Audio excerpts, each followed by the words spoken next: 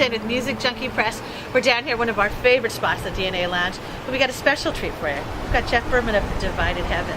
Welcome. Thank you very much. Now you got to tell us, you just started your tour. You told us last night, but you didn't only do one show. Yeah, we did two. Great, that is awesome. Yeah, we played an early evening show in Carlsbad, California, which is like northern San Diego County, and then we went down to San Diego and played a late show. And then you drove up here. Then we drove to LA, slept for about 4 hours, repacked the van, and drove up to San Francisco today. And you've got a few West Coast dates coming up. You got it's a little over a week. We're heading up to a small town called Susanville up in the mountains tomorrow, and then a couple shows in Oregon, a couple shows in Washington State, back down to Sacramento, Bakersfield, Vegas, and home. LA.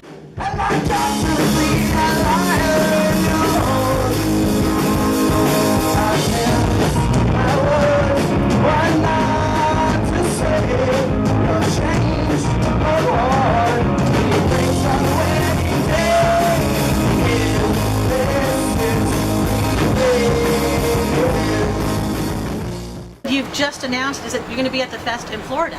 Yes. Three full days, 3 shows out there. Yeah, we're actually we're going to do a solo set there. We're going to do a full band set there, and then we're actually going to play Orlando, South Florida, and some other stuff around that time. So we're going to make it like a party week. It'll be very cool, very cool. Now, so don't miss it. Yes, and everybody's got to have Youngblood. Okay, came out earlier this year. You have to. Awesome. That's what gets me these. The big plus. It's definitely. Now you got to tell us. Okay, now you did the video for Melissa Militia. You got to tell us any more videos coming up. Yeah, I just finished shooting a video for the song called Musser Park, which was a song that people responded to that song more than other songs on the record, which was surprising to me. So we decided to make a video for that song. We're doing a video for a song called Ego and Nothing More, and later in the fall. And then we're going to do a song for Youngblood, the title track, around Christmas time as well. There's no doubt in my mind, only fog in the rear view. Very cool. Now with everything, with all these songs, I know it's hard to play favorites or like your children, but is there one that literally is the closest or most special to you out of your album? The title track. Yeah. Yeah. I mean that. I named the record after that song because I thought that it best captured the essence of the whole record, and it's. I feel like I love all my songs, but I think any artist that would say, "Oh, I have A's all the time," is lying to you. I have A's, I have A minuses, I have B pluses, I have a couple B minuses in there. I wouldn't say there are any B minuses on Youngblood. No, definitely not. But I think that Youngblood is maybe my favorite song I've ever written, and it's a very personal song, and it's something I enjoy playing with the band. It's totally different with the band than when it's just me solo, and I'm able to create really versatile dynamics for either avenue that we're doing, and it's just my fave. That's my favorite. And that's another thing you mentioned. Okay, you bring out these great emotions in your songs, and it really connects the listener, regardless of the lyrics. They can, sort of attach and grab onto things, which is, very successful nowadays to be able to do that. A lot of people. Do you have a particular songwriting process when you're doing that, or is it just writing your feelings and thoughts out? No, there's no particular process. I say that though, but with hindsight, which is always 2020, I've realized that I have more of a process than I thought. When I used to get asked this question, I would say, no, I don't have an answer. Sometimes I come up with all the words and then I put the music to it. Yeah. Sometimes I have the music and then I put the words to it. Sometimes I have an idea for just a line in a song and then I'm able to, Other times, like Melissa Militia, I wrote that on the top of the page and the words just came out. I didn't have I didn't have it, just, So it's always different. But I found that as a songwriter with lyrical content, if I'm able to take the universality of something, if I'm able to apply a personal feeling to something that's universal and put a different spin on it, then I feel that I've succeeded in writing a good song. Now, whether anybody likes it, that's up to their taste. I have no idea. I can never control that. I can never hope to control that.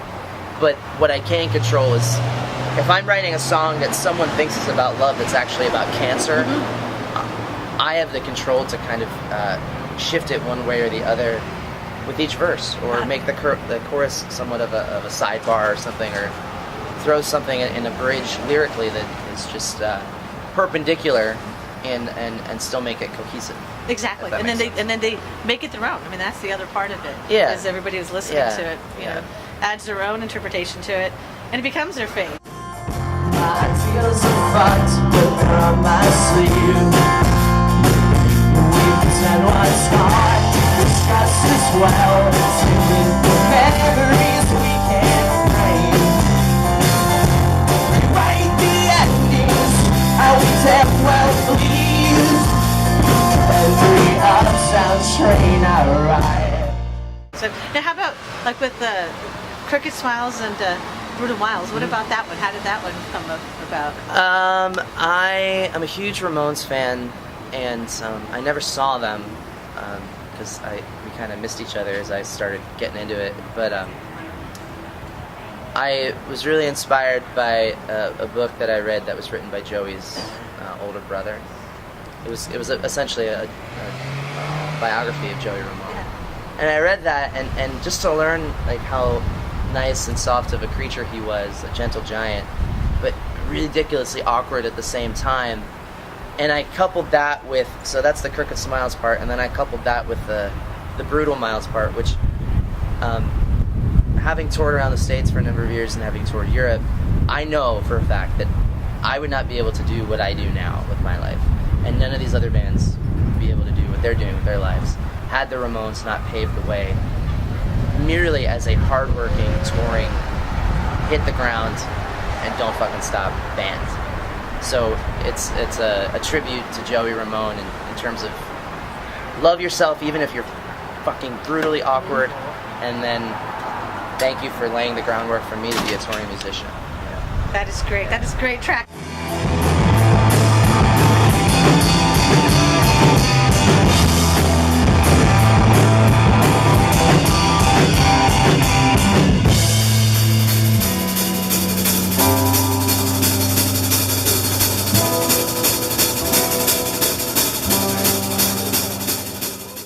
Now, it's funny because you mentioned about traveling. You just did a tour in Japan.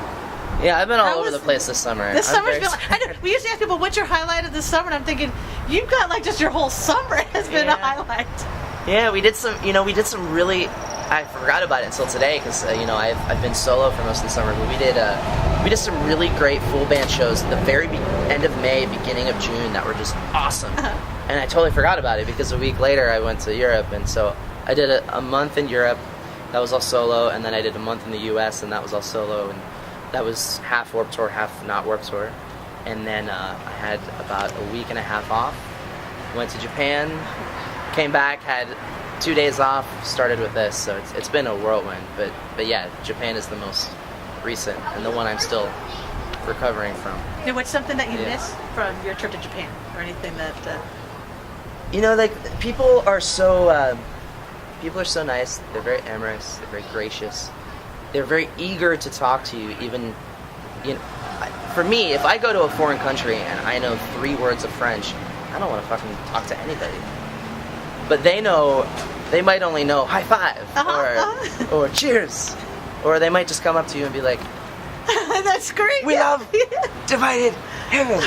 And like the enthusiasm, I miss that enthusiasm, and you don't get that anywhere else. It's the enthusiasm coupled with the genuine nature and the kindness is really unparalleled. And it's funny because, definitely losing that edge here in music too, the personal, presence. Especially with the internet. The internet, it's all got the digital demons out there and everything. What advice would you give to maybe some of the youth of today that are dealing with, literally the isolation of the internet and also cyberbullying? It's a big thing. We never really had to deal with that as much.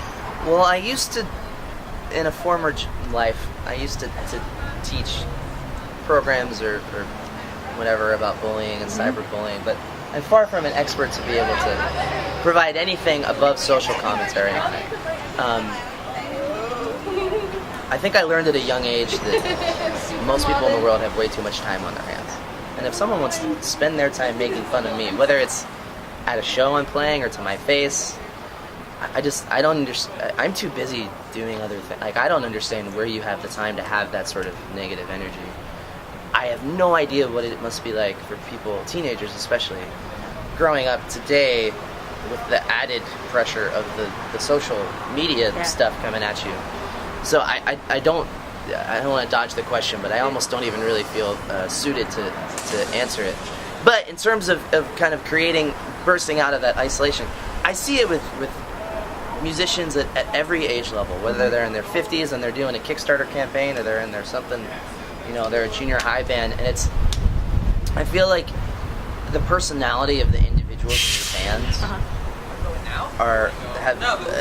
they're very limited in their capacity to be able to bridge the gap between what's fake, which is essentially internet hype, and what is real. Just like it's harder, I found, to get people to come to shows because it's easier to just kind of be involved. It's easier to retweet something than it is to actually go and support it. Very true. Very true. And I think it's kind of a use the platforms that the internet provides you, which are awesome. I love Facebook. I love Twitter. I think Instagram is such a great time suck. Tumblr is a little beyond me, but I think it's cool. Whatever you have at your disposal, use it to let your real personality shine. Don't use it to constantly sell a posturing version of yourself that you're not. Because I'm the same person. I hope people realize this, that when I post something, I'm not that much of an egomaniac that I'm still begging people to come see me play. But I hope that they recognize that the Jeff Berman that they see on stage or on the floor of a basement is the same one that's posting all this stuff and trying to do all these things. And you keep it's a that similarity. Fan connection, which is great. I mean, it's interesting because you definitely open the door to them to talk to you as well, which is great. And you're showing your true self to them, which I admire that, and I think fans appreciate that. And it makes it more interesting. Yep, it is. Otherwise, I'm just sitting on my throne thinking my shit don't stink all day, and that's just not real life. There's so much more to life and so much more to experience in taking a chance in the real world than it is in playing it safe and being something that exists on the internet. Exactly, that's it. The internet's definitely. Now, how about if we could peek into your iPod, let's say, one day, what artist or song might be most surprising for us to find in there? The most surprising would probably be Tori Amos.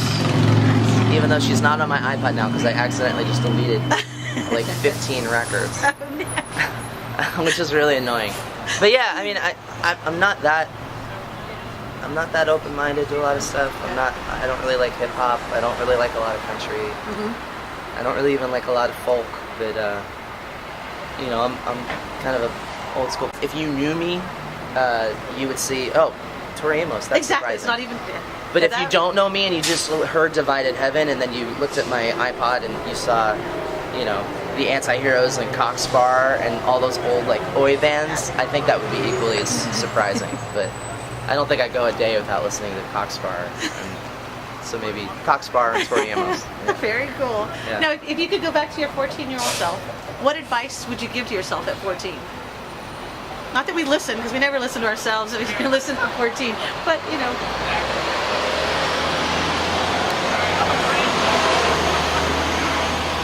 Don't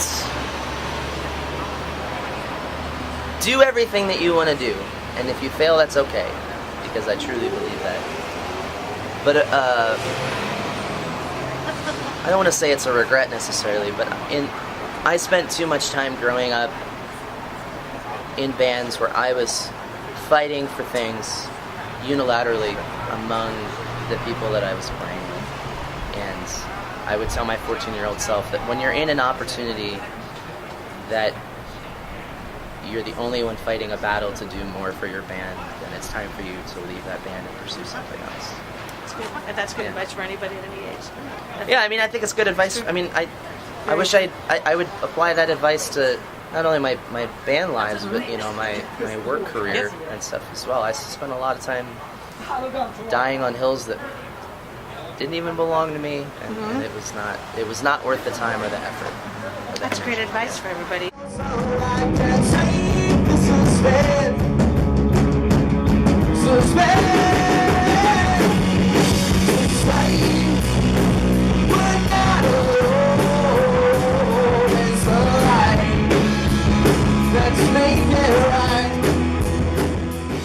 Now, how about, what are you working on next after this? So you're going to be touring here, and then you go off to Florida. Yeah. So after this, I'm actually going to take like a substantial break. We're doing, and then the touring cycle starts again for the fest. After the fest, I'm doing solo tour in November and December on the East Coast and the Northeast. And then 2015, I can't reveal anything yet. It's a secret. Okay. But We'll I will be updated. supporting Youngblood through the rest of 2015. Very cool. Very proud of that record, and I appreciate the kind words. No, it's great. Now, lastly, is there anything you'd like to share at all with our audience and your fans? I'm always bad at this part, but let's see. What's on my mind right now? When you texted me, I was on a blog about pro wrestling. It's important to know that I love professional wrestling. And if you are interested in my music, dividedheaven.com will get you to anywhere, all the information, the music, the lame photos, the silly music videos. It's all there. I'm easy to find, and I'm not shy. I guess that's what I would say. And we're looking forward to the videos. We're going to post all the links, get everybody notified. Videos are going to be coming out, and we look forward to seeing you back out on the road. Yeah. Thank you very much. Thank you so much.